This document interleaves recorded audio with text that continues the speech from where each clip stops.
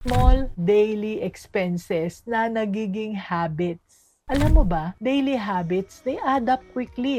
Coffee, parking, client meals. Have you added up these small expenses? Si Marvin ay merong isang photography and videography business. 9 years old ng business niya. Meron siyang regular corporate clients and events. So over time, Marvin developed routines. Pa-morning coffee para may energy. Tapos may mga lunch meeting siya kasi kailangan niyang mag-network, sabi niya sa sarili niya. Tapos multiple parking fees each week. May mga toll fees, mobile data top-ups, spontaneous team meals after shoots. Part of operation, sabi ni Marvin. No? Plus, after busy shoots, he deserve naman mga small comforts. So, during our coaching session, challenge ko siya. Sabi ko, Marvin, i-track mo nga everyday yung expenses mo for 30 days. Just write it down. Tingnan natin. At pumayag siya.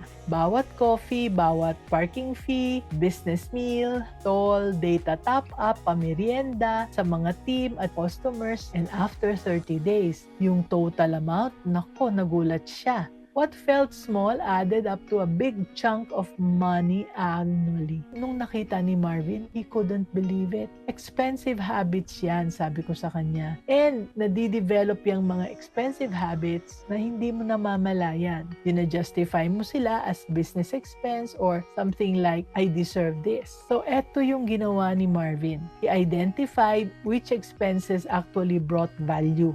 Client meetings that generated deals, okay, keep. Morning coffee, he started making it at home.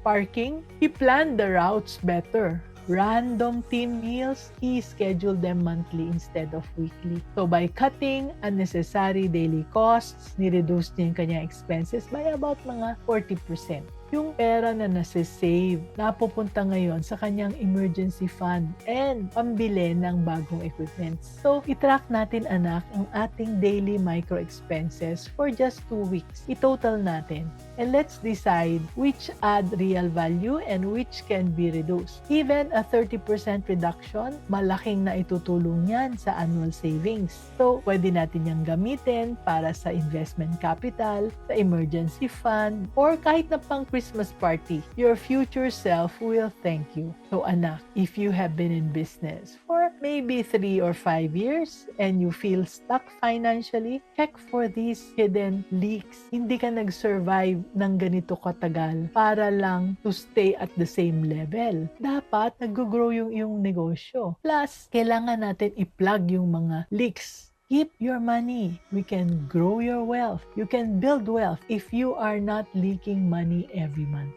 Ito ay hindi tungkol sa earning more, but these are about keeping what you have already earned. So start with one leak this week. Just one. I-audit mo. I-fix mo. Watch your money stay where it belongs, with you. Kaya, let's be business-minded, Pinoy.